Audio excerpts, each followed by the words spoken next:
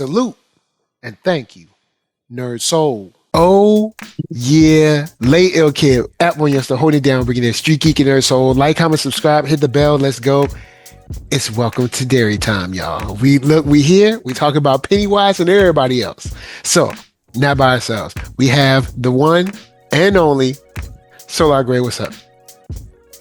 Hey, what is going on, everybody? This is Solar Gray, the Cinematic Sorcerer, coming at you from yet another dimension in the Wizard's Tower.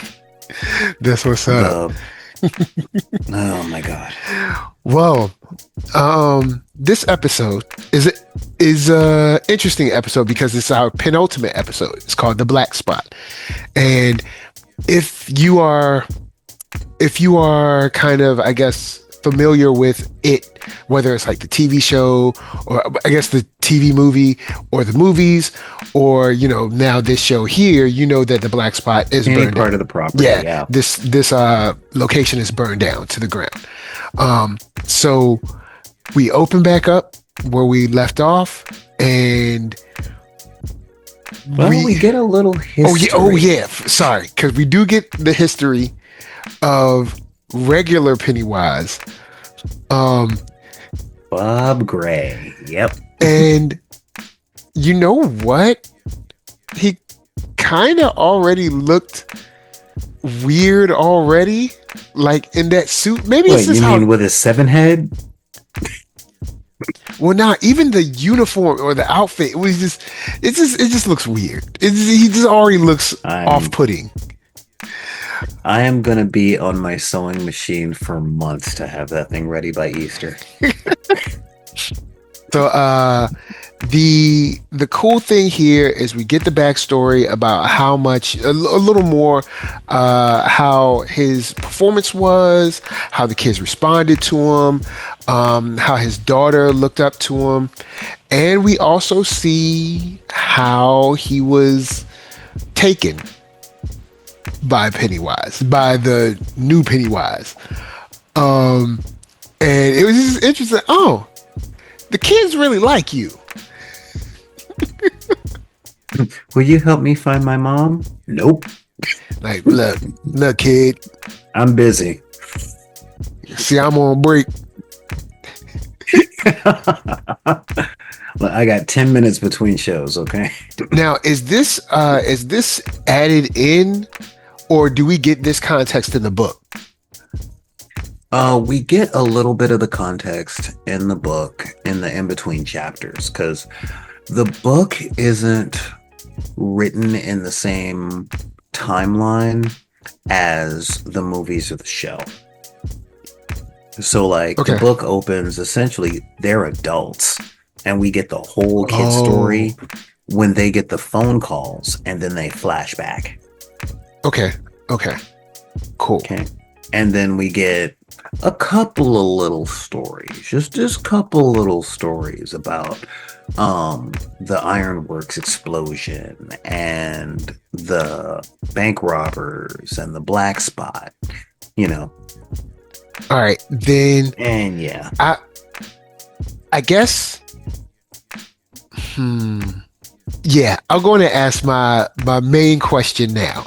This is something I've been thinking about since they first brought in the idea that they had caged in Pennywise, where we get this idea that Pennywise sleeps for 27 years, and then he comes out and feeds again. And I was wondering, does he sleep for 27 years because that's what he does, that's his cycle? Or does he sleep because he's like, hey, I'm trapped here, ain't nothing else to do anyway?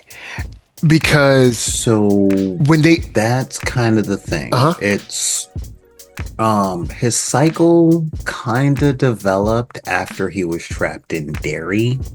Okay. Number one, Pennywise is a sadistic Galactus. Like, he is the destroyer of worlds. Okay. All right. And when they talked about him falling essentially through what's called toe-dash space, if you've seen The Dark Tower or read the Dark Tower series, Stephen King has a multiverse, and Pennywise is interdimensional. So essentially, it doesn't say like he was prisoner in the meteor and stuff like that. I'm pretty sure that that was created for the show. Okay. But I like the addition. I like the addition. Yeah, because it gives them a reason to be um, inside of a meteor, I guess. Well, that was the whole thing. The meteor is kind of a made-up thing for the show. Oh, okay. Well, no, because in the movie, he just fell here. Okay. Okay, it didn't say anything about the meteor in the movie, nor did it say anything about a meteor in the book. It was he fell through space and landed here.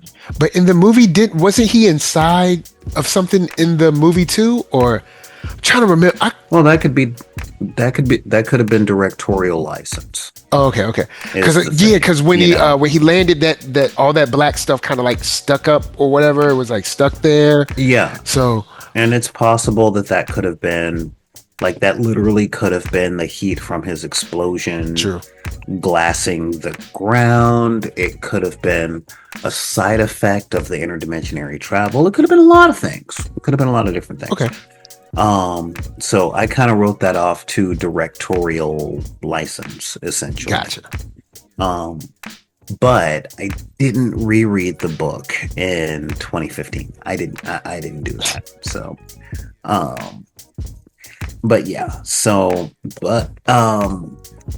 his cycles, all that we know, and this is part of the Stephen King writing style. Okay. He drew a little bit from Lovecraft, which is, we only know there's a dog because of what we know the dog did.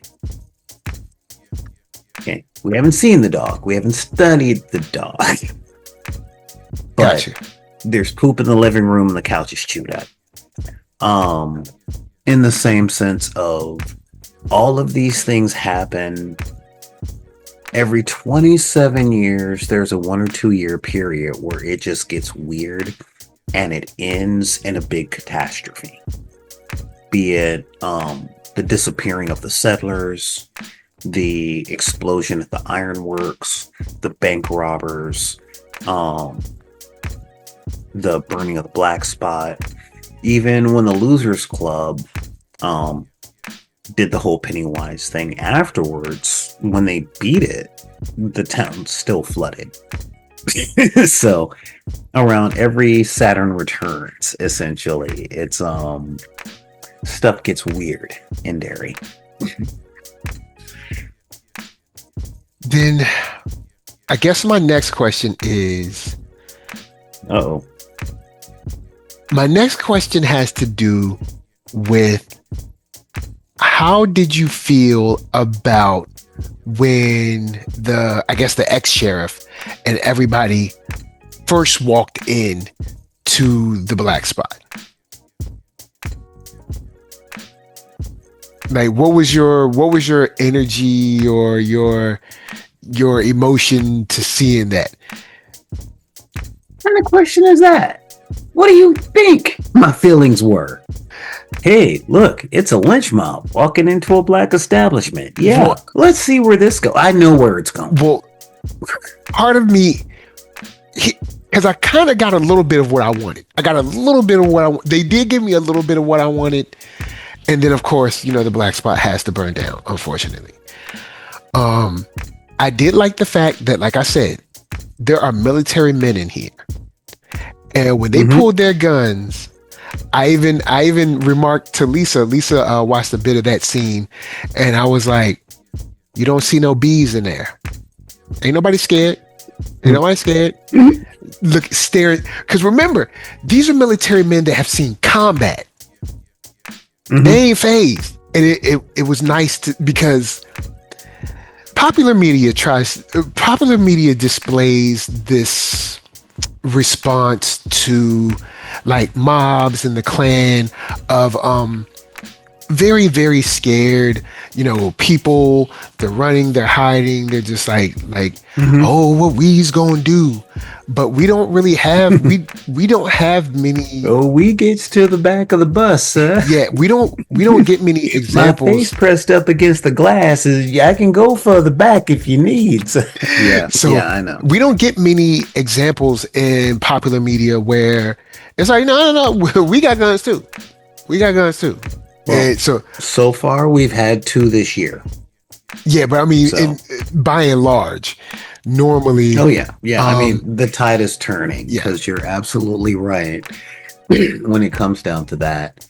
However, that kind of thing was ruined for me. Like, when I was young and I was studying kung fu, Mhm. there was one of the instructors, big old black dude, and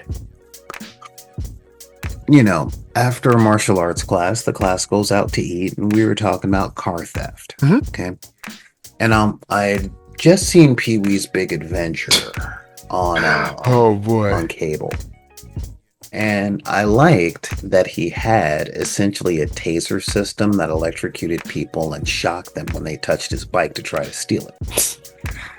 And I thought, wouldn't it be cool to do that to a car? And You mean like in the RoboCop? instructor- Kinda. I mean, I'd buy that for $1, but so when the instructor heard this, he's like, no, just if I was gonna steal a car and it electrocuted me as soon as I could move again, I'm throwing a brick at that car.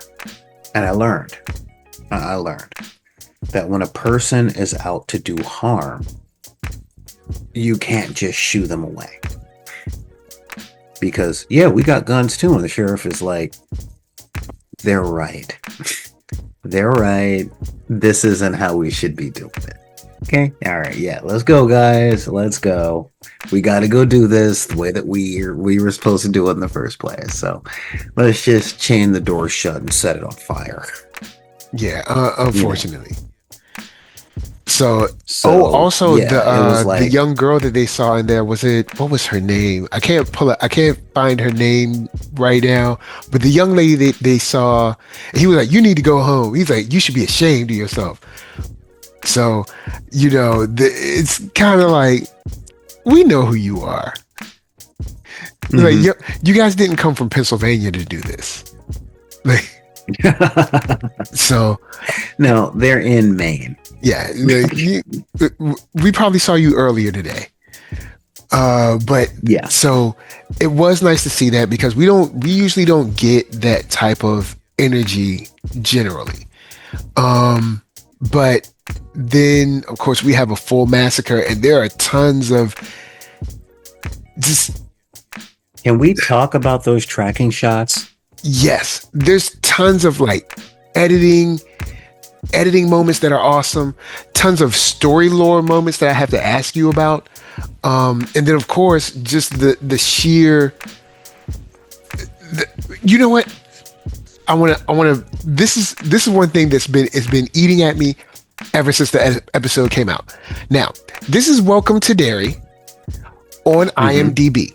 All right, so this is before y'all say anything. Be like, oh Mike, NERDSoul making this up, dog. All right, IMDb, episode 7 of season. Episode 7. Yeah. It says the black spot. The description: a vigilante attack. Stop. It's not a vigilante attack. Yeah, it is. It's not it's a racist mob. It's not a vigilante. Is like, I don't know, Spider-Man. All right, this is not a vigilante attack.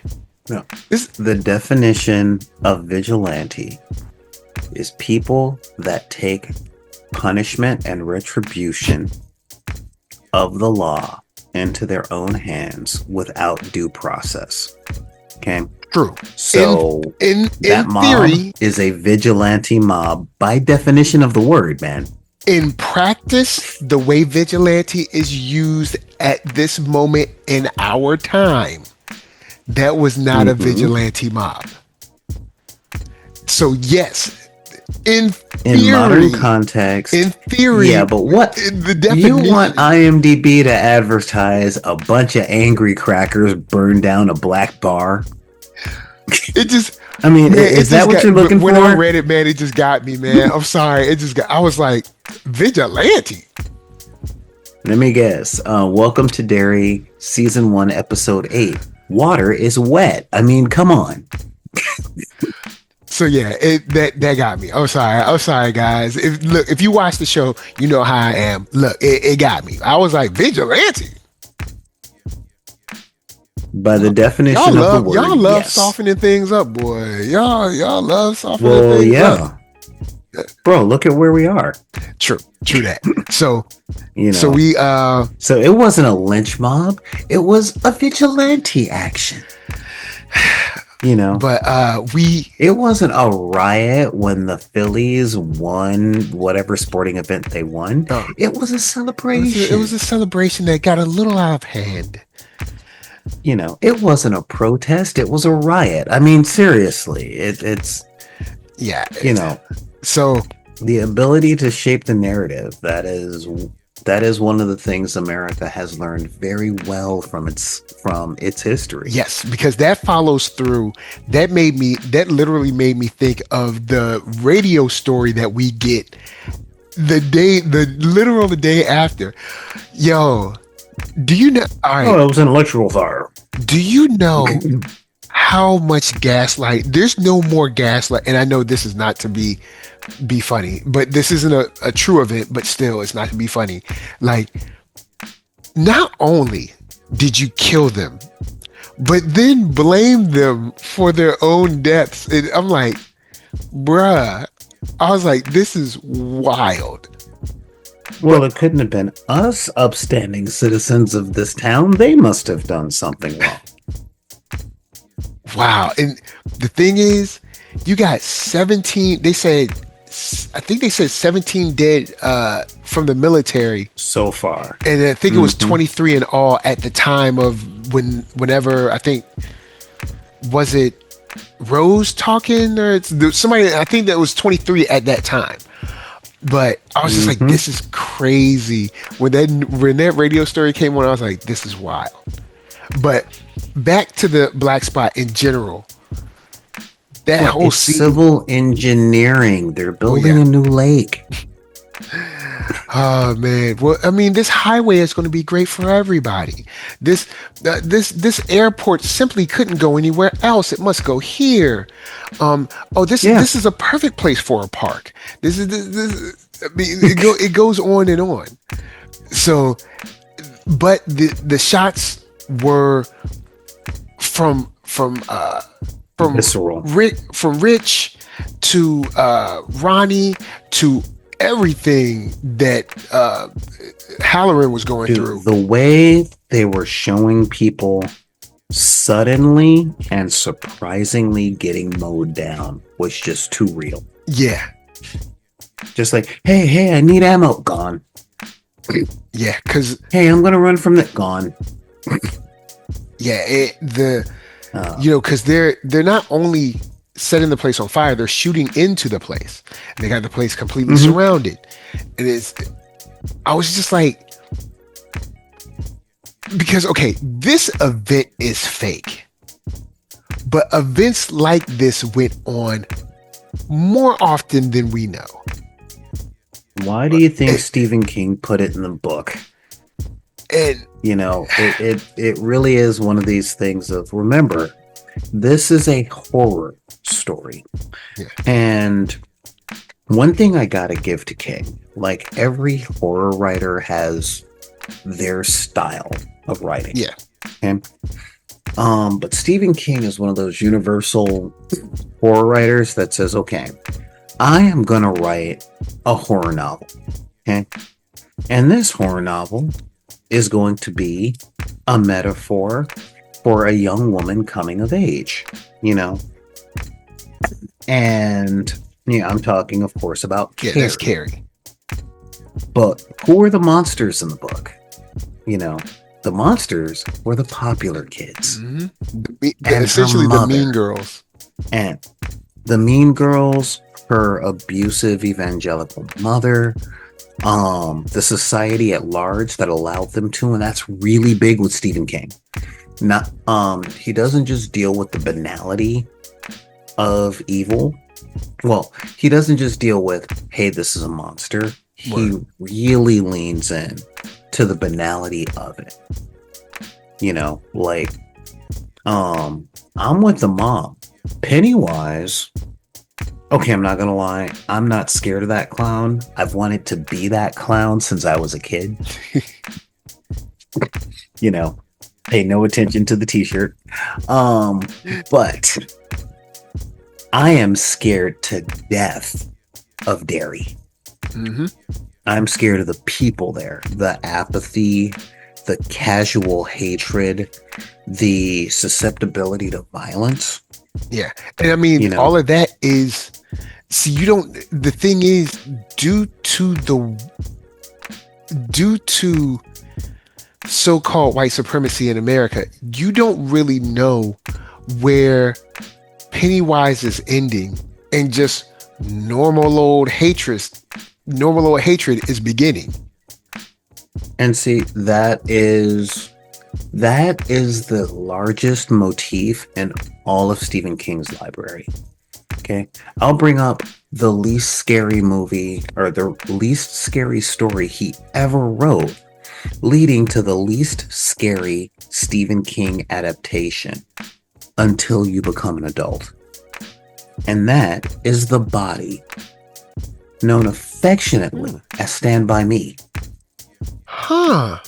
You know, yeah, that was a Stephen King short story. See, I've never seen that whole movie. I've never seen that movie truly, because when I was younger, I only saw it on TNT. And now that I'm an adult, you saw enough. I know you saw I enough. realize now as an adult, any movie that I saw on TNT, I didn't really see it.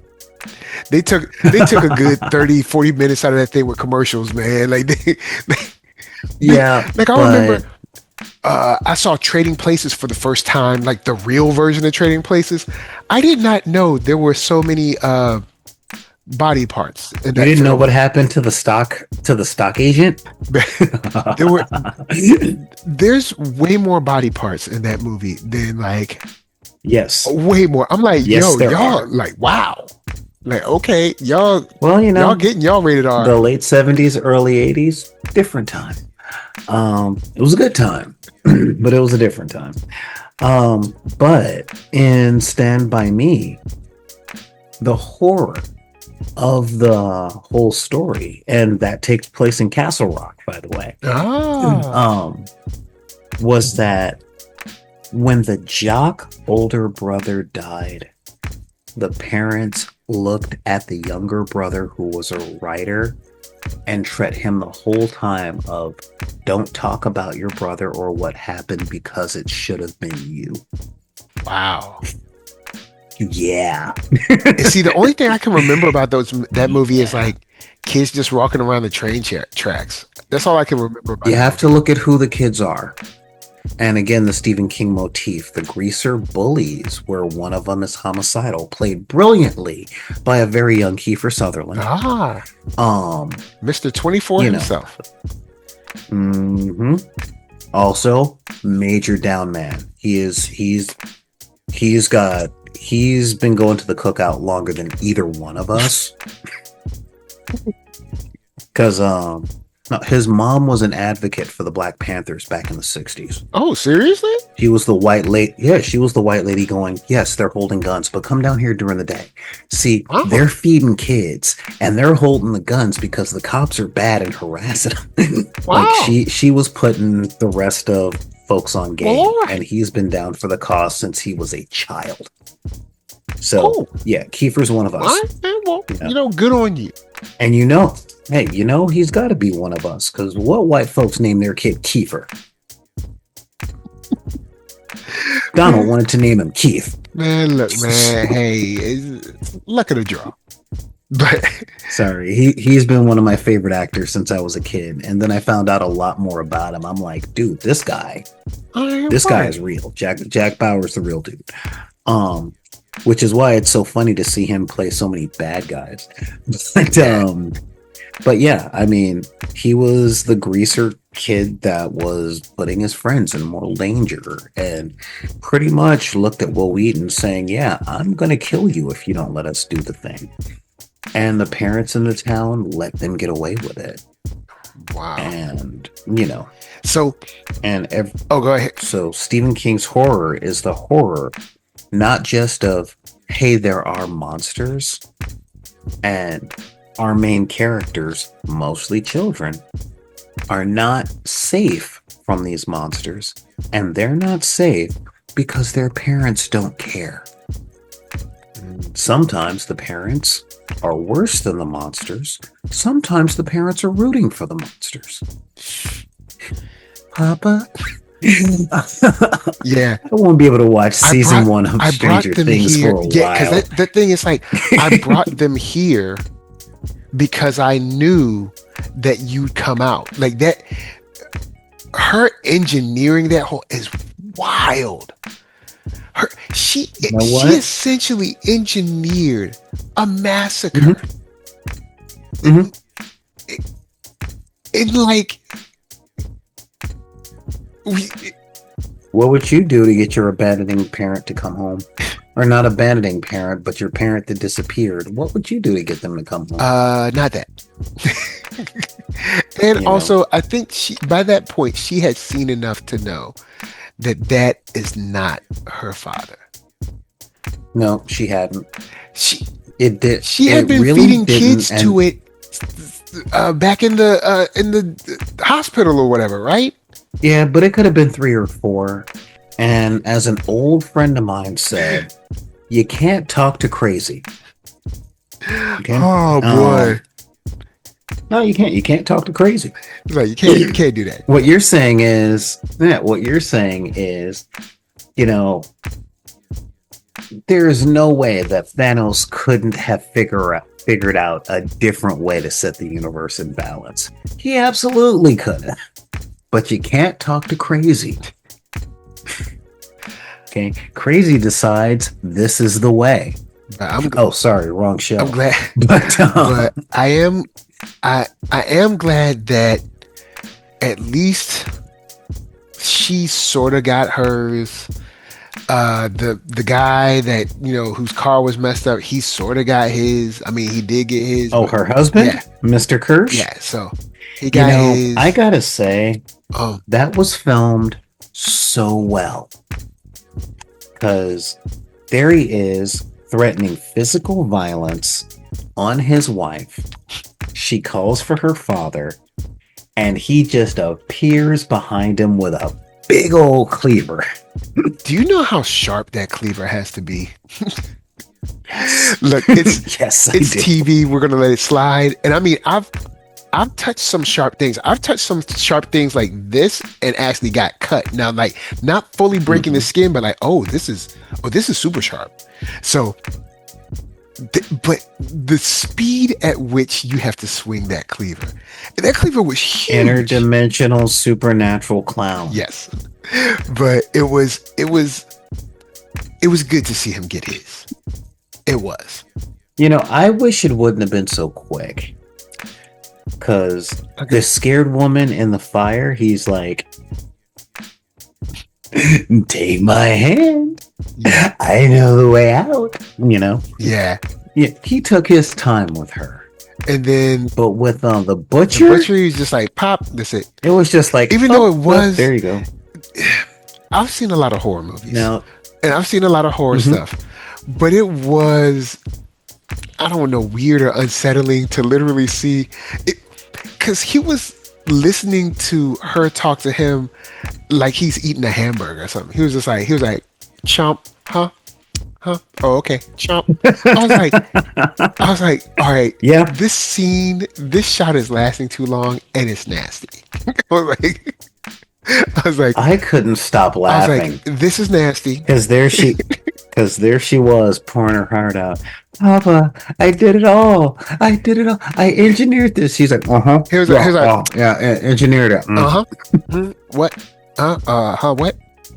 And did you notice he was gonna let her go. Yeah, he was. You know, Until she grabbed his arm. He said, "Girl, you lost your mind." you're not my father. No, like you got me. No, What did you do to him? I ate him, but he's still in here, reaching out for us. And when he looked at her and he was like, "Show me the bow," yeah, I'm like, "Ooh." yeah. That So yeah, that was crazy. that actually is the writers confirming that when Pennywise eats somebody, he absorbs them, Yeah, which makes him far more terrifying to me. yeah, because that almost to a certain degree makes them a weapon of his to use at will. Yes, essential, because it's one thing to take the form, you know, because Mystique can take the form, that's fine. Yeah. You know, hey, look, I can look like this person, blah, blah, blah, blah, blah. But to get their memories and their life experience, to know what they know firsthand. Yeah, that's another level. And how many people has he eaten over the past 200 years? What does this clown... Fact, in the stories, the Deadlights themselves, they had devoured thousands of worlds. Okay, I want you to think about that. What if Galactus got the thoughts, memories, and life experience of every inhabitant of every planet that he ate? Because Pennywise does. Wow. Yeah. Yeah, that's kind of terrifying in its implications. Yeah. It Which definitely makes is. me want to be immoral, which means I have to call my therapist. I really do. Like, Now, um, also, I wanted to ask you about because the book doesn't really talk too much about the black spot, right? It doesn't really give, at least not as much detail as we get here, right? a chapter. Okay, cool. Yeah. So Yeah, you get a chapter. here to see Holleran, seeing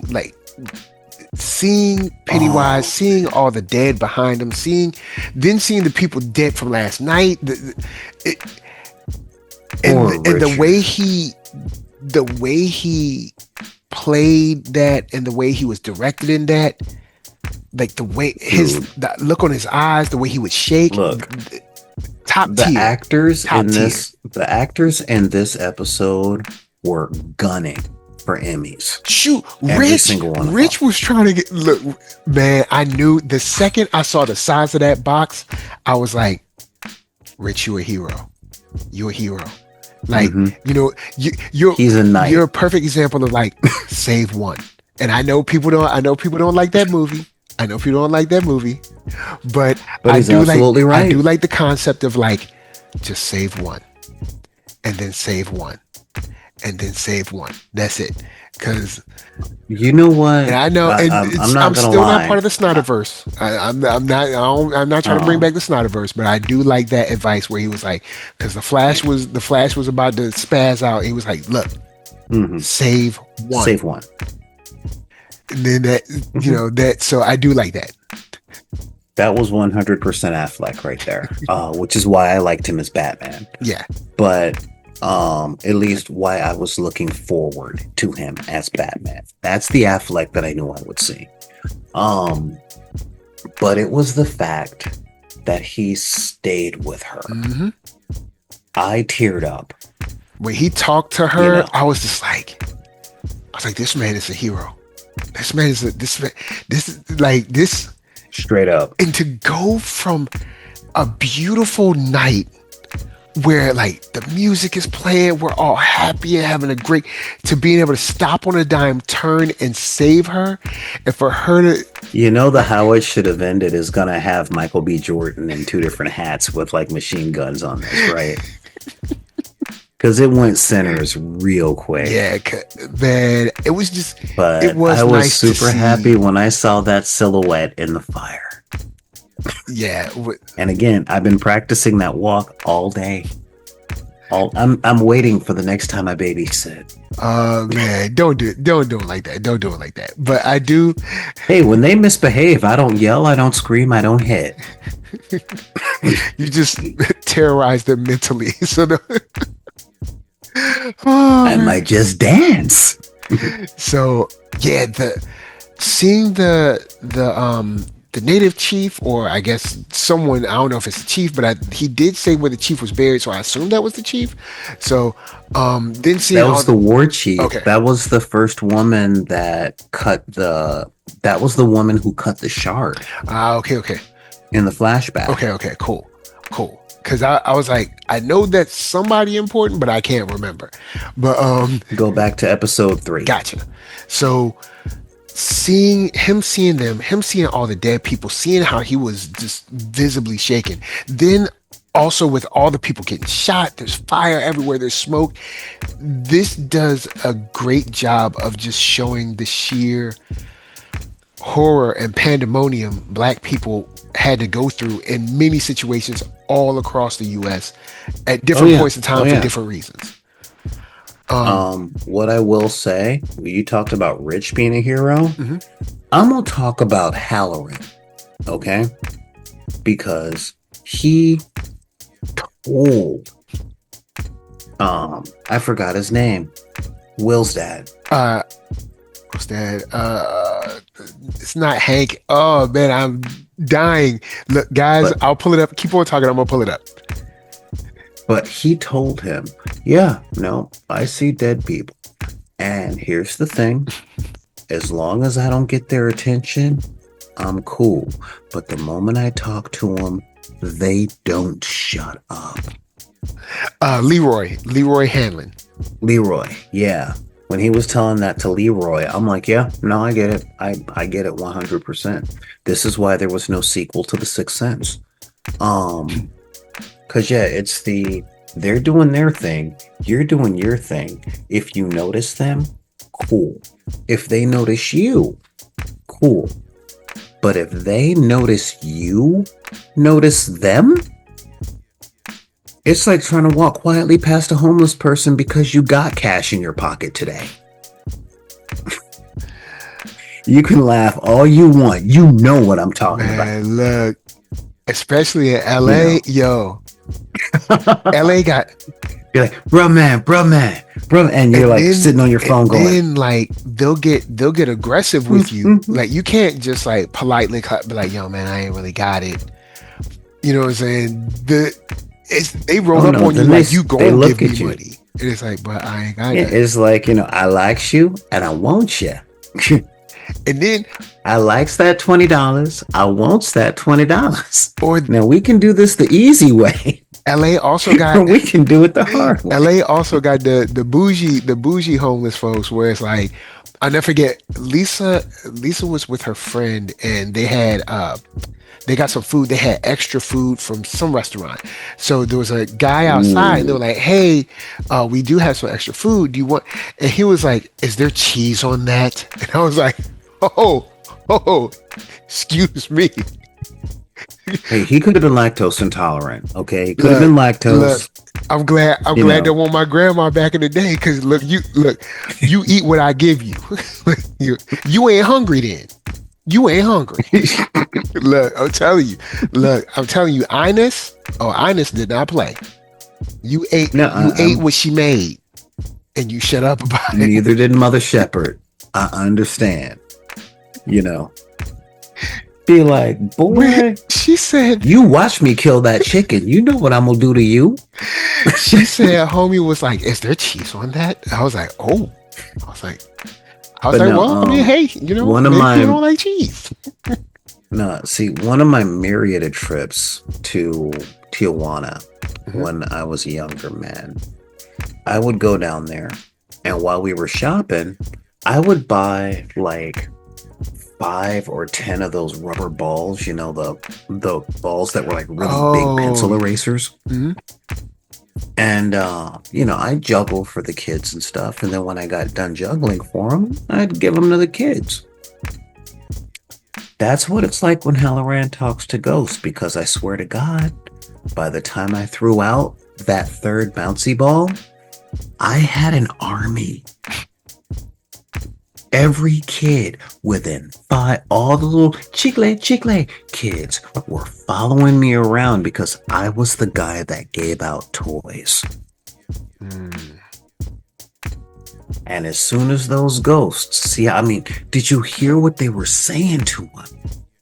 They were like, come on, man, you see what happened to our people. Yeah. You see what we go through. You got to make it right. Yeah, you have to do something. Big Halloran. You have to find justice for all of our people that have had this happen to them, because here they are. Listen to each one of their cases. No, don't look away. I'm going to grab your face. You gonna hear me. We're right here. We're right here, right in front of you, and we want justice, and you can do that for us. Because no one else can hear our voices. Yeah. And so you got the PTSD of seeing the clown, the second piece of the complex of the PTSD of surviving the fire, the third complex of PTSD, having to use the ghost to save the kids. And the thing is, he made the choice. He knew it was gonna happen. When he saw the soldier walk toward the refrigerator, and he's like, there's probably a tunnel under there. But then when he saw the war chief, and he's like,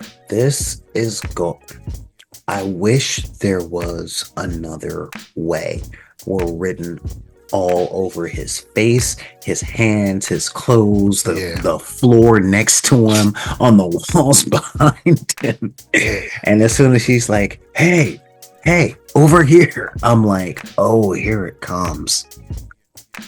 He's not gonna, he won't be able to imagine a lockbox large enough, because when you think about it, okay, let's say 1.3% of people who died become ghosts. That's still okay. Well, fun statistic. Billions of people, I guess. There are more people alive today than have ever died. Okay. There are more people alive today than have ever lived. Okay. However, at 7.25 billion people globally, 1% of that is 750 million people that now know you can hear them. And where are you going to go and not bump it? Where are you going to go where someone hasn't died? True. Horribly. Now, the only thing is, in the United States, do all of them know you can hear, or do you have to physically react to them first? No, there's a network. Oh, okay. There's a network. They're like, yo, your boy over here. Okay. Yeah. Think about it like Harry Potter. Oh, the boy who lived? The boy who lived? Because again, these are people that have been dead for years. Yeah, because everybody hasn't centuries. Just died yesterday. Some people died 100 years ago, 200 years ago, 10 years ago, something like that. So I get you on that. And now they get word that one of these living people can hear them, and it's that one. He's right over there.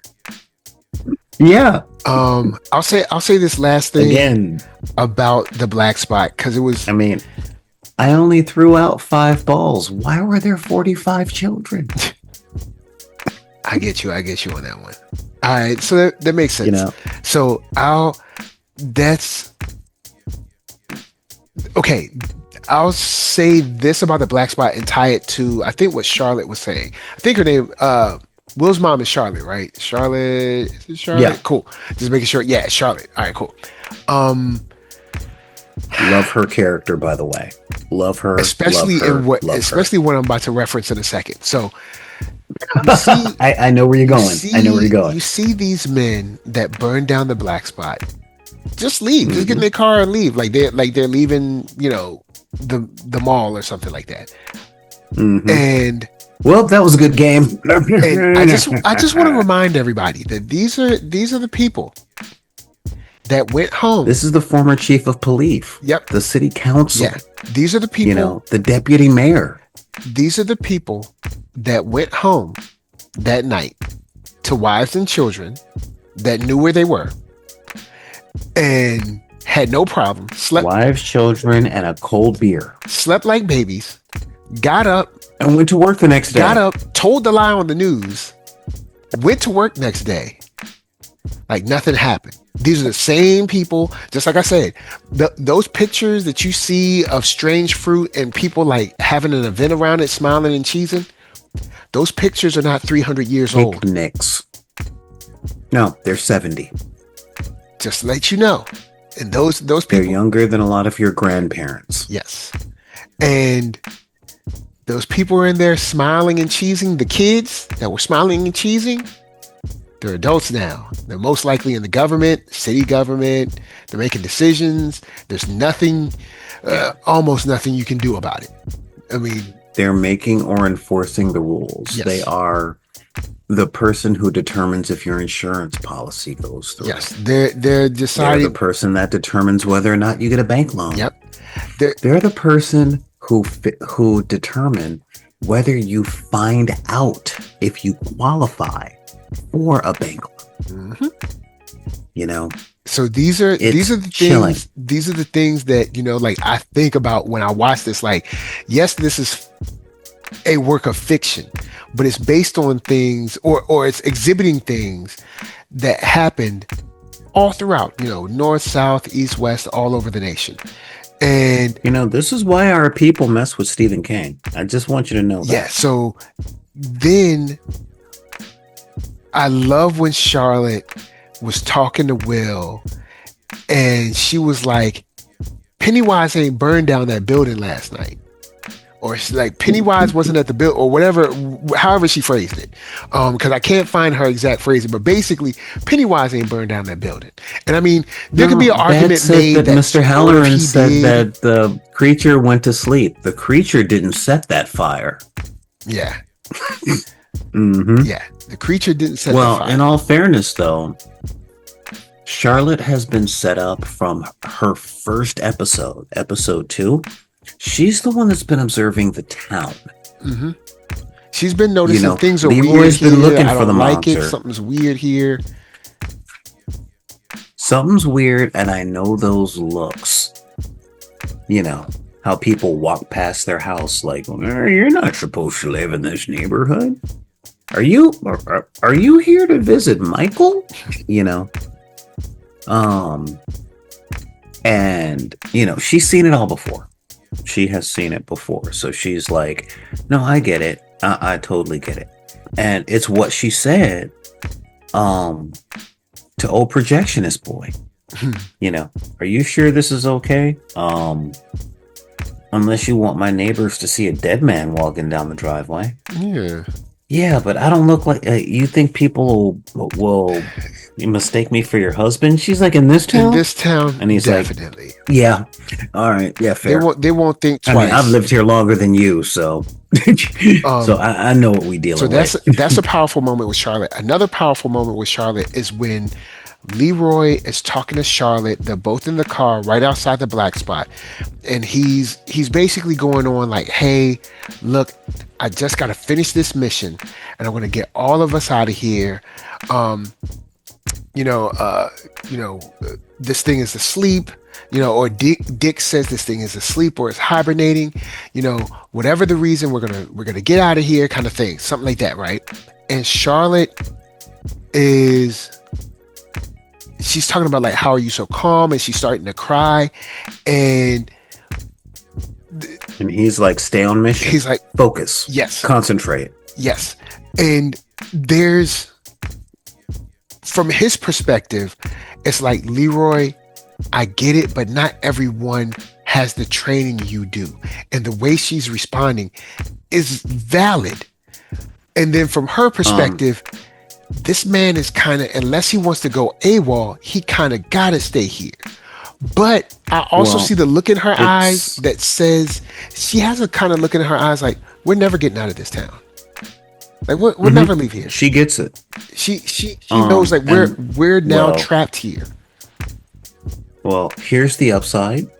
She does. Oh, okay. We know Leroy don't, because we Leroy's saw still him there. in It Part 1. Yeah, Leroy's still there. You know, telling Mike, you're either holding the bolt gun, you either out here holding the gun, or you in the cage with one of them. Yeah. But keep in mind, this was his handicap and his superpower at work. The ability to feel fear heightens our imagination to where we can see implications of actions as far-reaching as the future. He doesn't feel fear. So, one of the ways that fear manifests is what if? Yeah. And it lives in the past and in the future. Yeah. It allows people to say like, okay, it doesn't seem like a big thing now, but this is going to be a thing. Like when this plays out. Just like it was before. Yeah. And since he doesn't feel fear, he lives in the moment right now. Yeah. That's why he was so caught off guard. There is no clown eating people. Yeah. That's why he was so caught off guard with the shard that they found. Or you mean in the change up of the mission? Well, I guess that's bigger than a shard, but whatever that the rock, the rock part. Oh no, it's a shard piece or whatever. It's a shard. So yeah. When he saw that, he was like, hey, we're supposed to be taking this north, trying to like get it tracked inward. And he's like, nah. Whew. And he said, but we're basically, if we do this, we're kind of leaving the gate open. And he's like, well, Dick said it was sleep anyway. Well, good job. Have the blow off.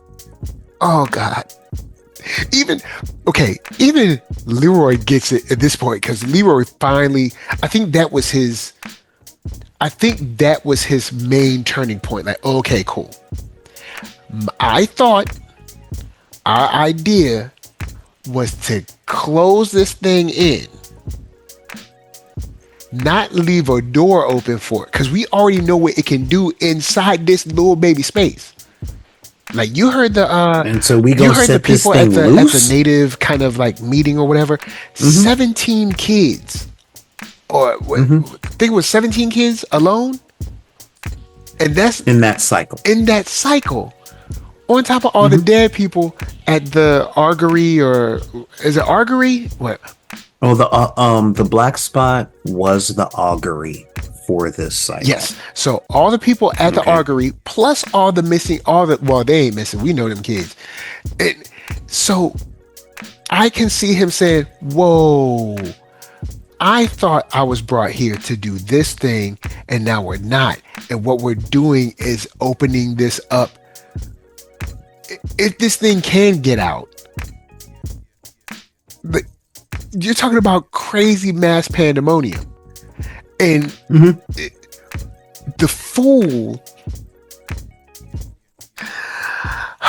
this fool says that there's all this stuff going on in the nation, which are basically the fruits of white supremacy. We could have told y'all not to do. But anyway, the bottom line is, all this stuff is going on in the nation. The nation is going crazy. So all we need is this thing to essentially scare the population back in line. Yeah, it was McCarthyism. And that's really what it was. It was essentially McCarthyism, terroristic intimidation to say fall in line or a bad clown will eat you. And if you notice, the military men, Leroy wasn't afraid. He was mad. Yeah, he was mad because he had been used. And he's like, we took military men down to Neibolt Street, one of them, the house. Everybody know the house. We took military men that had seen combat into that house, they got tore to shreds. All right. I shot my best friend because of this thing. So yeah, you have no idea. You don't know how this plays out in a wider public without being behind a gate. Like, you have no idea. This thing has access to the rest of the nation. Like, yeah. and not even the rest of the nation. Now, I mean, like you said, it may not be waterlocked, but let's say it's waterlocked. That's still all the way up through Canada, all the way down through South America. Do you know how much? Do you know how crazy that is? Unfettered. Only if you've ever played Risk. So he's understandably angry about this because he's been used this whole time, and I think he's starting to see how stupid the general is, and like, yo, you really think you can? You really think you can control this? It's not a dog. It's not an attack dog. It's not even a spitting cobra. Okay? It is... A cobra has a reptile brain. It moves on instinct. Yeah. This thing derives pleasure from what he's doing. Again, we saw how he got Bob. Yeah. The children are drawn to you. Will you help me find my mom? Oh my God! Who's that? My mom. Now, one of the things I've been wanting to talk about for a while was cinematic license. Okay. Because we actually got to see in this show how the kids float as described in the book. Oh, okay. And it had nothing to do with levitation. Everything to do with water, but nothing to do with floating into the sky. So when they were in the sewers and they saw their friends' dead bodies floating in the water, dead and bloated, yeah, that's the floating that Pennywise promises. In the book. All right, cool. So yeah, they all float down here because I put them in water. Even though I will say the visual for the movie is actually kind of awesome too. I mean, it's not awesome what happened to the kids, but it's awesome. No, it's awesome, visually but awesome. It's not frightening. Yeah, it's awesome, but it's not frightening. Because I'm like, oh, they're floating and they're in a trance. Woo. But they're dead and they're rotting in the sewer water. You know, and he occasionally just comes around and pokes at them. Yeah. And then he takes their form and convinces their friends and families that they're alive so that he can lure them down to the sewers and then they'll float too. Like, yeah. So him thinking that, like he says, the country is rotting from within. Then he says, do you see what's out there, Leroy? Americans are at each other's throats, and it's only getting worse. He says anti-nuke crazies, the women's movement, race riots. And I guess he's like, this country is slowly fracturing into 1,000 jagged, ill-fitted pieces. So, and my thing is like, okay, he says that he's only trying to prevent another civil war. All right, let me bring this into your plan is to unleash the thing that feeds off of that. Yeah, that has taken a whole town and cultivated it like a garden. Since he feeds off of that fear and hatred and turning on things and hippies versus soldiers and all of that jazz. Because Derry's a small town. What do you think he's going to do to the, I guess the nearest major city would be Boston? Bangor. Oh, Bangor. Oh, Bangor. Yeah, Bangor, Maine. Where Stephen King is from. so like, come on. Come I on. mean, the nearest city to Derry is Castle Rock. Oh, well, I mean, I'm just thinking of like a major city, like You a might major city that has, well, cities back like a then, city epicenter. yeah, like, so that's Yeah, why I we're thought of like something talking like, Bangor. Mhm. Yeah, Bangor. And again, yeah, Boston, Philly, New York. So like that alone, do you know how much the sewers or the subways, it's just a bad idea. It was never a good, It didn't work for it Jason. was never a good idea. It's a bad idea. It was never a good one. And I mean, he's really sold on this. And Hmm. also, let, let me bring this into the real for a second. People that keep talking about another civil war, like civil wars generally don't start from the bottom. I'll just say that. Civil wars The generally, sentiment does, but keep in mind, remember, I'm Generation X. Mhm. And one thing that was definitive about my generation was we grew up listening to how awesome and historic the generations before us were. Okay. We're Generation X were made by boomers. Boomers were hippies. They got Woodstock. They got Vietnam protests. They got school integration. Like history happened to them. Um, their parents, the Korean War, the post-war revenue economic boom. Mhm. The middle class was born for their parents. The middle class was Okay. engineered for a set of parents. Hey, I'm just But yes, saying, engineered, yes, Hey, you know what? A lemon is not a naturally occurring fruit. It's an engineered fruit. Okay. It still grew. yes. And it grew for them. Um, their parents fought World War II. Their parents were the parents. Their parents were of the generation that introduced cheap, clean electricity to the planet by way of killing 50,000 people in one shot. Generation X, what do we got? Stock market crash. Our parents expecting us to live better lives than them and either taking all the resources or the parents with resources were forcing their children to follow in the family business and not be what they want it to be. We were the children of narcissistic parents who wanted babies but didn't want to be parents. Okay.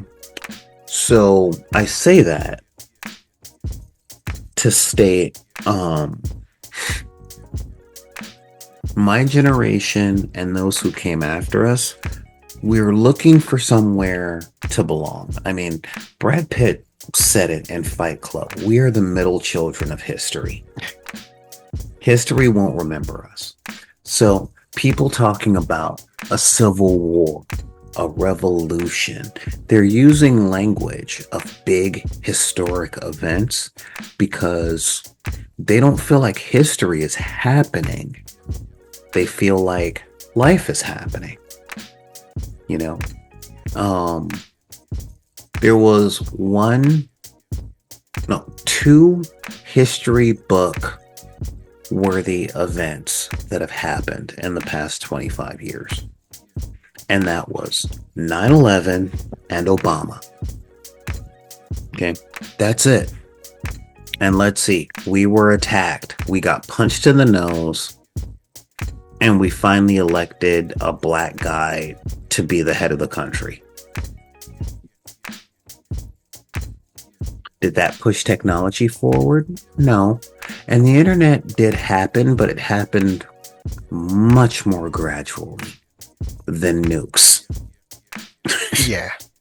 You know, I will we say were at war for Generation 20 X, years. even though I'm not in X, I'm at least if You're a I look Xennial. at the timeline, I'm an old millennial. So I'm at the Yeah, because old you're end. 82, 83? I'm 82. 82, yeah. So So yeah, no, you're a solid millennial, but you're an elder millennial.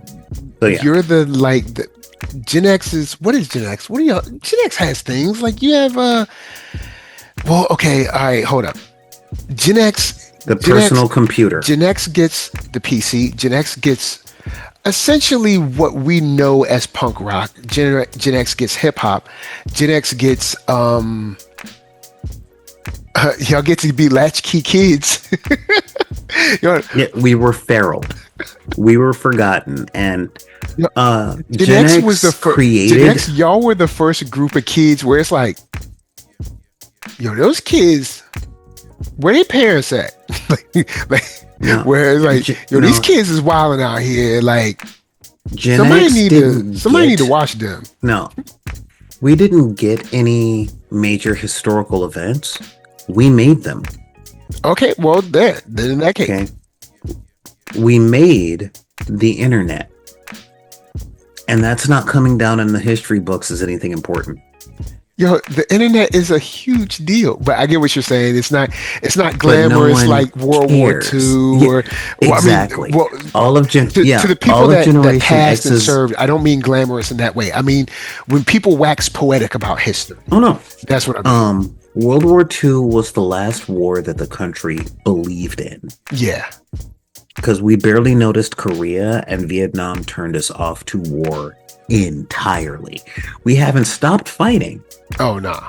But we haven't pulled together as a country to say, we're on the right side of history, we're doing that thing. All of Gen X's accomplishments and all the stuff that we actually gave to the world is ubiquitous and normalized, and we were forgotten about. We invented the internet, but your generation iterated upon it and started not being able to imagine life without it.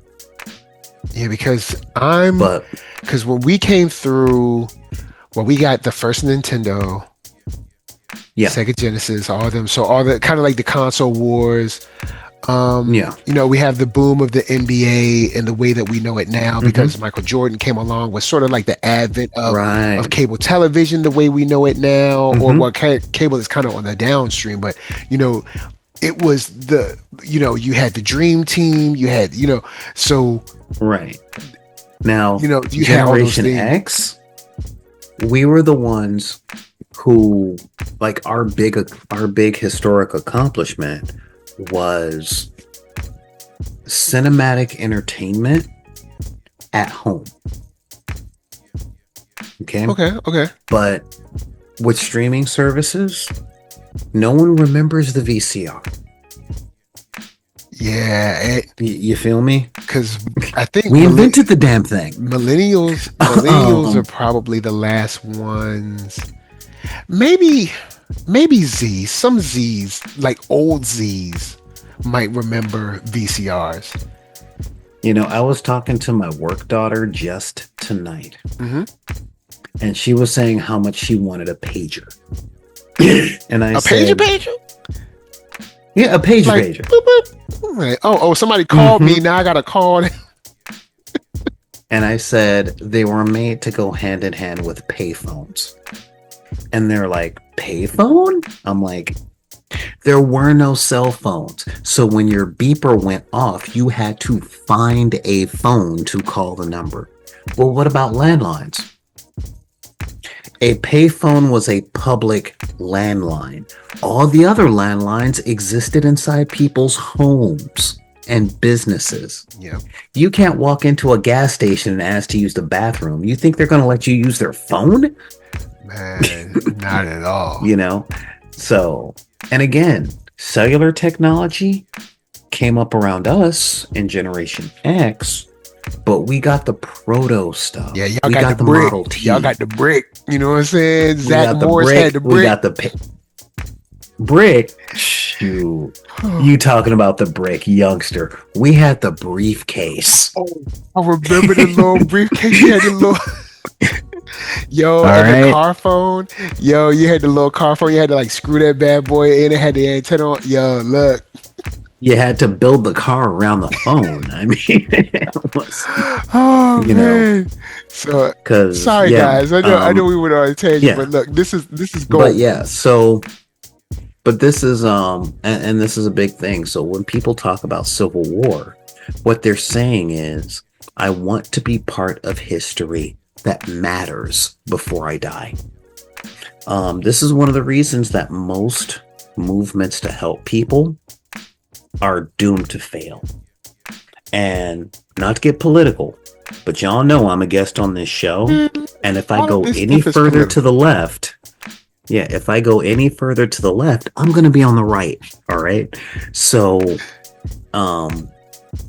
but too many people, and this is why we're kind of falling apart right now, they want to be part of history that matters, and they want it to happen in their time.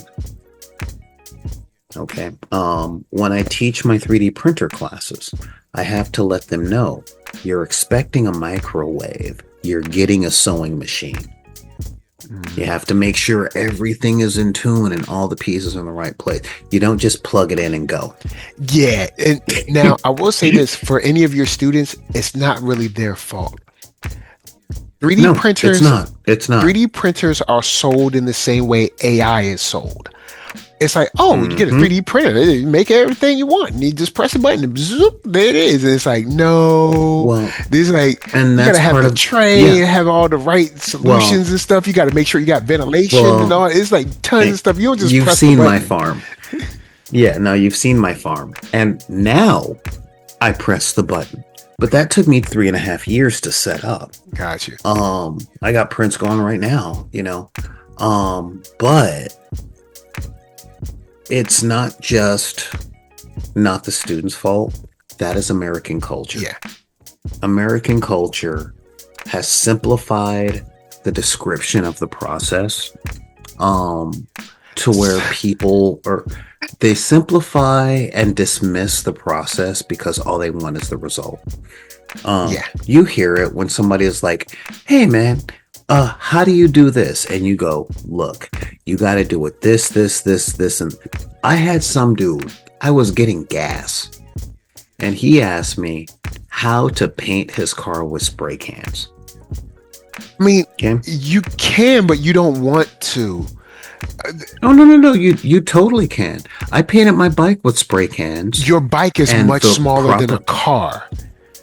The proper techniques and the proper materials. Yeah, because you have to get the right type of spray paint. Because automotive spray paint is sold at every O'Reilly and AutoZone. Yes. I use it all the time for my miniatures. Yes, but there's amounts of coats. There's clear coats. You got like this idea that this isn't just like something for your back deck. It's like this because it's going to see rain. It's going to see snow. Well, see, you're in LA, so you're actually okay because you're not going to see harsh colds. You're not going to see like 8 degrees. We're going to see sunlight. True. So much heat and direct sunlight, and that makes spray can paint boil if you do it improperly. Yeah, you're right. But I talked him through the whole process. I asked what kind of car does he need, and keep in mind this is in the gas station. I'm literally going inside to pay for my gas, and I told him what he needs, and you know what he said? No, that's too much, man. No, there's got to be a better way. And I'm like, no, sometimes. Why are you asking me that? Sometimes there's there's usually multiple ways, but usually when it comes to the right way, it's usually only maybe one, possibly 2 ways. Well, now there are multiple ways to get by, but I don't believe in the right way, but I believe in the Trinity. Okay. Not the Father, Son, and the Holy Ghost. That's you. I believe in good, fast, and cheap. pick two. Well, but Because you ain't ever getting all three. So, if you want your paint job to last 35 years, this is what you do. Yes. If you only need it to last a year and a half, this is what you do. If you're good with it lasting 5 or 10 years, this is what you do. If you aim for 10 years and it's your first time, it's only going to last for 5. But this is what you do until you get good at it. You see, it all depends on what you're looking for. You want to get in fast? It ain't going to be cheap. Facts. If you want it good and cheap, it's going to be expensive. Or no, if you want it good and cheap, it's going to take forever. Yeah. You going all the way to the back of the line. And even if you're front of the line, if you know somebody that'll do it really good for really cheap, that means they're going to take forever with it because life is going to get in the way. Yep. And other projects are going to supersede those. No, paying projects are going to supersede those. And if you get it fast and cheap, it's going to catch fire. I don't care if it's ice.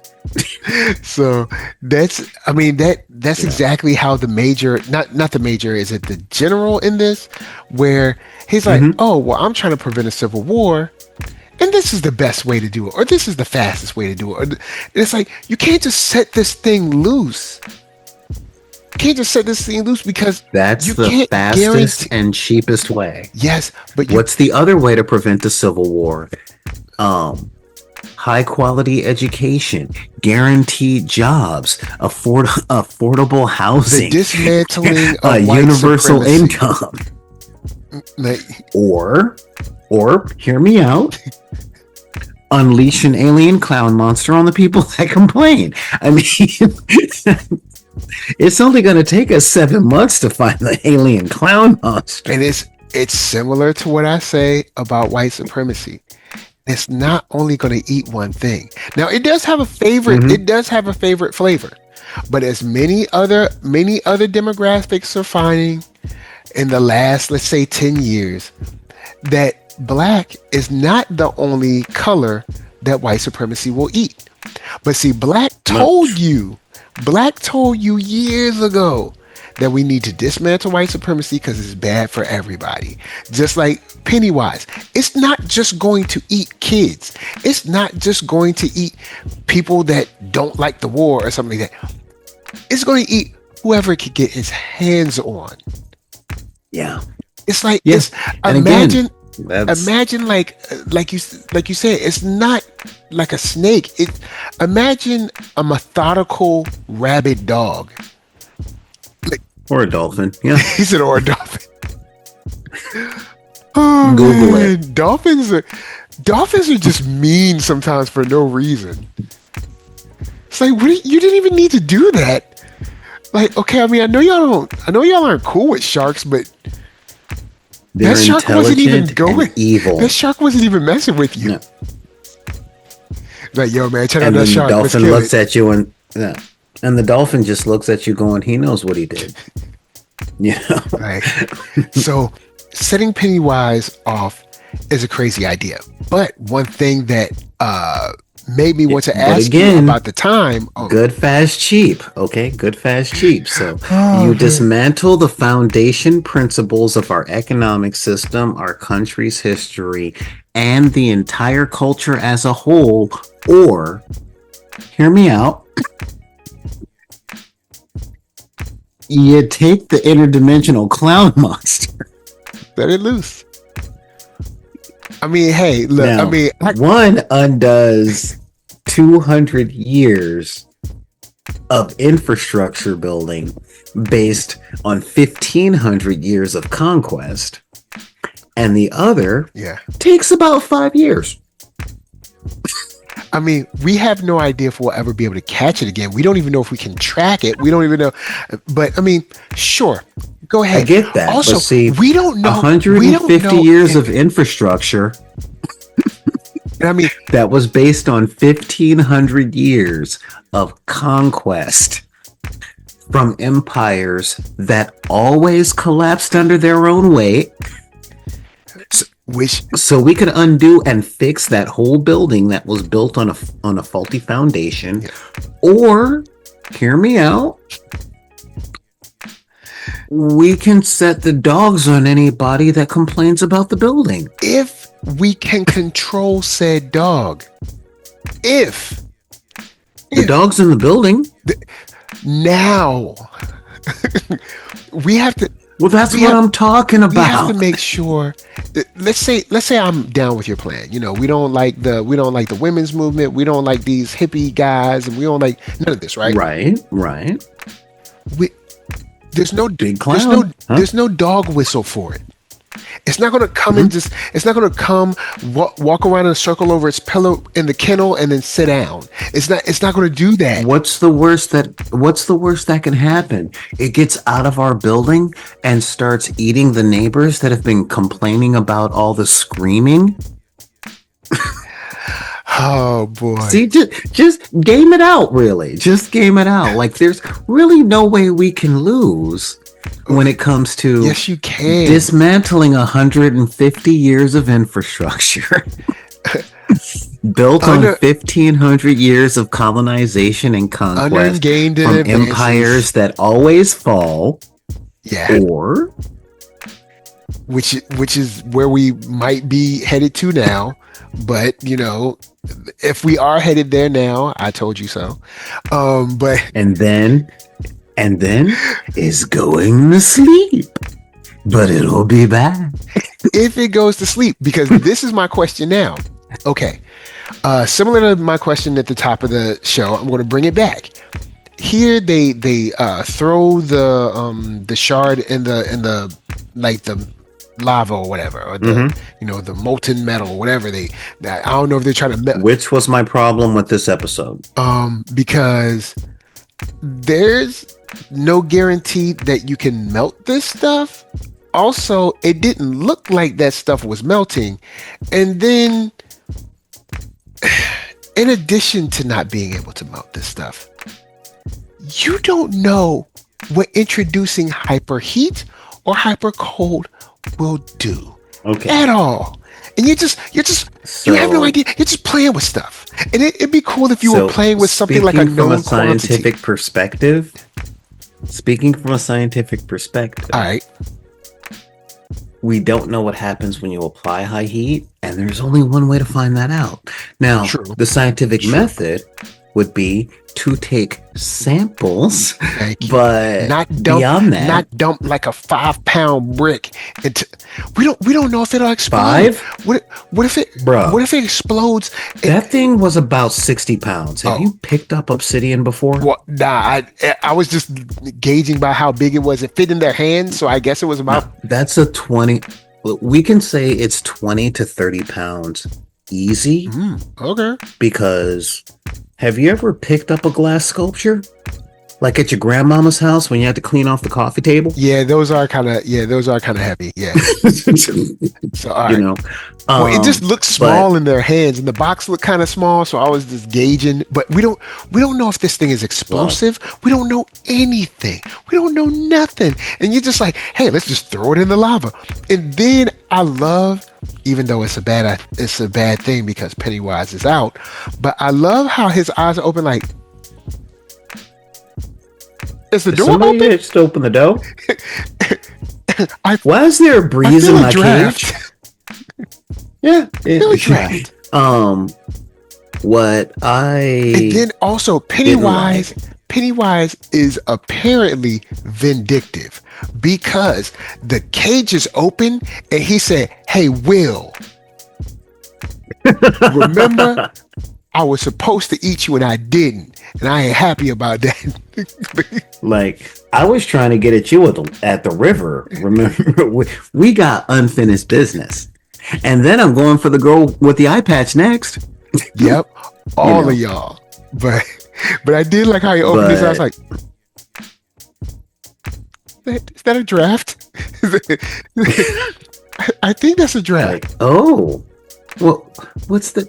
Does my ears deceive me? Which makes me wonder. Twas that a door opening? Hark! Hark, what is it that I see? I see the portal stands ajar. Which makes me ask, does he really sleep because that's a cycle, or is he sleeping because he's like, yo, man, I ain't got nowhere else to go? It's like That is never covered in the books. gotcha. That's never covered. What we know are the other entities that are like him. I forgot the name, but the comedian that's the same species as Pennywise. He feeds on laughter, introduced in Dark Tower Book 7. Okay. And of course, there's a big working theory that Pennywise and Mary Poppins are from the same neighborhood. So, the behaviors are the same, and they both exhibit superpowers, illusion, mind control. They always show up to neglected kids. Just one gives a teaspoon of sugar, and the other gives balloons. And some of them they pop, pop, pop, pop, pop, And then crunch. Nasty. But I gotta do the shout outs to the other cinematic shout outs. Because I'm sorry, when Leroy was like, all right, so now we gotta take it about 5 kilometers north, and they're like, oh, don't worry about it, Leroy, this thing is being looked after by top men. What are you talking about, top men? Yeah, I was brought in. Men. Yeah, top men. And we see them did you notice that the symbol looked a lot like the Ark of the Covenant from Raiders of the Lost Ark? Yeah, I was like, what symbol is that? I was like, that's not a US seal. That's not a. So, yeah. Top men. And I was expecting Leroy to be at least like, it belongs in a museum. But yeah, there were a lot of cinematic shout outs in that last act. Definitely. But again, this is me glazing no Diddy on Bill Skarsgård the whole time. Because the moment he looked up when he was having his burger, and was like, let me see the bow. I'm like, yeah, he likes her. That guy is crazy. I will never be able to play this role. And I've wanted to since 1990. And as an actor, I'm like, I can't touch this. He's just he is incredible in the role. Like, he is Pennywise. I don't think anyone else could possibly do it.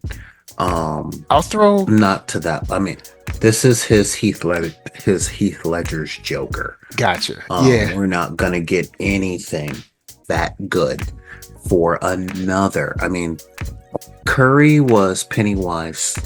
Oh my God, 35 years ago. You were 10.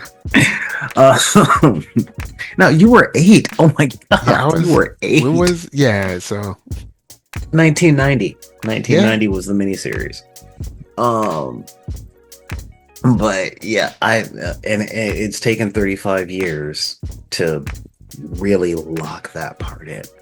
Wow. Yeah. And he just makes it better every time he does it. I'm like, how many times did you read that book as a child? Because we can have coffee now. You're messed up. I mean, don't get me wrong. I know your dad. And I would hang with your dad, but I have to hang with your dad in his mines, on his Arrakis. Wow. In his Dune. That family is powerhouse, just powerhouse performers. All Word. The father, all the sons, they are a real legacy powerhouse set of actors. Just better than the Sheens or the Estevezes, rather. Oh. I said, dude. Yeah, they are. Yeah. No one ever said Charlie Sheen was a bad actor. No one ever said Emilio Estevez was a bad actor. But I mean, the Skarsgårds are up there with the Sutherlands, as far as I can tell. And the Hawks are coming along too. The Hawks are coming along hard. Gotcha. But we'll talk about that on the Stranger Things podcast. So I'll throw this. This will be the last thing, and then we can tell people where they can find us. Yeah. We've been on for a long time. I'll ask this. Yeah. Or I'll say this. The meeting that the Native coalition had, where I'm trying to think of the actual words. She said, one of the young ladies said something to the extent of like, there was nothing we could do or something like that. And I'm like, yeah, there is. Like, y'all could have definitely did something, especially for brand new people that move into the town. The assumption is that Pennywise has definitely like affected the older people of the town, but the new people, like, y'all definitely could have did more. Y'all are just kind of like sat back and watched people die, which is fine. I understand protecting yourself and self-preservation. That's cool, but don't act like you couldn't have done anything.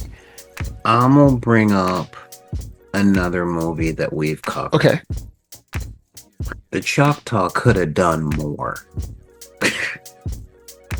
Yeah. But they said, hey, don't let him in your house. You're in danger. Shut up. Okay, fine. Yeah. Because let's game this out for a minute. Okay. Because I'm assuming they could have tried to move the pillars inward as well. Maybe. No. So part of the first people's traditions is once something's in the ground, that is where it stays. Okay. You can't rebury bodies. You can't rebury artifacts.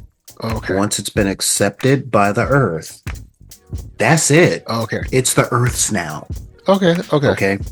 But let's really game this out. Forget that tradition. Okay. New people in the town. You're telling me that the first peoples of this country who were already conquered are going to look at the descendants of those who conquered them, or the other subset of people that was conquered, and say, hey, there are evil spirits here. You should go.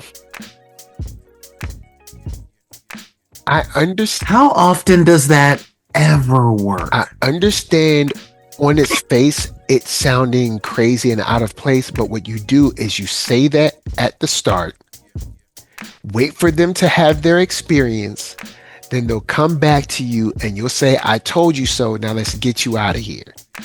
Because they're not going to believe That's it, but what once they doing. have that in their head, when they have that first experience, then it'll be in their mind. They'll be like, oh snap, Rose wasn't crazy. No. And then that's what they're doing with Mama Hanlon and the projectionist. Okay. Because Mama Hanlon was like, I don't care about the clown. This town is bad. Can we get our boy out of here? And Rose is like, yeah, we can get him out of here. And again, why didn't you tell me that there was an interdimensional clown that feeds on people's fears, that live in the sewers and kidnaps children? Did you see Tucker and Dale versus the Evil? It's like, look, I need help. But it is so that's something that I was kind of I feel like he could have did more. Or like similar to the Watchmen, the Watchmen series, where he was like, feel like he could have did more. Feel like he could have did more. I give him a pass because they tried doing more with the colonizers. We saw how that happened. True. They tried doing more when the town expanded. We saw what happened. They tried doing more against the military. She straight up went to her childhood boo and says, don't forget what you saw in that summer. And what'd he say? Oh, I didn't forget. That's why I came back. And with the town always spinning the narrative. Okay? Just open up Twitter. Well, they said this. Well, you took that out of context. Well, there's this, and this. Yeah, but they didn't mean it. It was jokes. Where they did this, and this, and this. Yeah, but if it were absolutely perfect to the nth degree, then that wouldn't have happened. You know, they always have an excuse. That like, the disappearing of the color. It's like here's a video of this person doing something. Well, see, you don't have video from all the way from when he woke up this morning. So I mean, I can't. Yeah, see, we don't know when you started pushing record. And you know what? That's a deep fake. That's not Robert Kelly. I don't care that he's saying the social security number. I mean, that could have been hacked. Yep. You know, and how do I know digital. That's his actual social security number? That's digital. You know what I'm saying? Well, you can look it up on the social security website. Well, please, you know those things are fake. Yep, who control the Illuminati? Just controls every single computer every time you're trying to make. You see what I mean? Yeah. So, what more could they have done against the U.S. military, against the town poisoned with the groundwater? And then the new person comes in town. How many stories is it? Hey, matter of fact, real talk, a whole movie was named after that. And the dude didn't take the warning. I speak, of course, about Get Out. Yeah. Lakeith Stanfield was like, get out. The Amityville house said, get out. House people get out. Don't listen. Oh, man. You know, the only people in horror movies that actually listen are now the cast from Sinners. Okay, because they listened. Yeah. But before them, the family from Poltergeist. That's it. And they were still kind of stupid. Like, as soon as they got the kid back, they moved. True. The stupidest thing that they did in regards to that was packed. Okay, that was it. Well, see, remember when the girl? All right, super sidebar again. So in Poltergeist, when they first finding out that the house has these little, like, you know, cold zones and like this weird stuff, when she has her sliding across the floor in the kitchen, no one in the house was like, okay, houses don't do this. So let's leave. In all fairness, we can live in another house. Early 80s. It was the early 80s and the family weren't exactly sober, if you catch my meaning. True. You know, and they showed that. However, as soon as the danger popped up, yeah, they did. As soon as they got everything out, they left. Their mistake? Hacking. And then when the ghosts were like, "Oh, you're packing," and they took up the house and they crumbled it up like a bad sketch. What they do? They left and they didn't pick up a TV for years after that, because that's how the ghost got in. Mm-hmm. Okay, that was the family not having the stupid. I'll give you that, because when they got it back, I was like, "Y'all still there?" But they were like, "We gonna pack. We going no, you not." No, not going pack. The next shot we see is them packing and loading the vans. And he's like, "I got to go to the office to get some paper to make sure that I'm fired so we don't get sued." You know? And I'm like, take the lawsuit. Man. Show up in court. Yeah, just take it. Be like, "Look, Indian burial ground, crazy stuff. Don't worry." But anyway. They didn't move the bodies. They just moved the headstones. You want to take this to court? Oh, you know, man. But anyway, with all that said, guys, so we're coming to the finale next week. This is a dope show. I'm not looking forward to it. I've been singing "Ribbon in My Hair" all day. I've been practicing the walk. You know, I'm gonna miss I'm gonna have to watch this like 3 more times. Yeah, it is dope. So far, this show's had me locked in from episode 1, scene 2. Yeah, the moment that poor boy was in the car and she pulled out the Tupperware full of liver, I was hooked. Also, remember, they passed the city limit sign, but they never turned. That's how crazy. Like, Man, anyway. Well, that's an old horror movie trope. I know, but still, that's just it's I just expected crazy. that. It's just crazy how Pennywise plays with your mind, and then you wonder, like, okay, was he ever really even in a car? Where does his mind game start, and when did But who knows? But anyway, with that said, go on. Tell me where they can find you. Yeah, you guys can find me over on Instagram at Back in the Deck. That's BACKINTHEDUCK, where we talk about gaming and fun little life lessons and things like that. Shout out to our new follower, Audrey. Wonderful church lady that I met in a Michaels, and I showed her how to decorate some stuff for the church, and she's like, oh man, I didn't think I could be an artist, because anybody can learn anything. True that.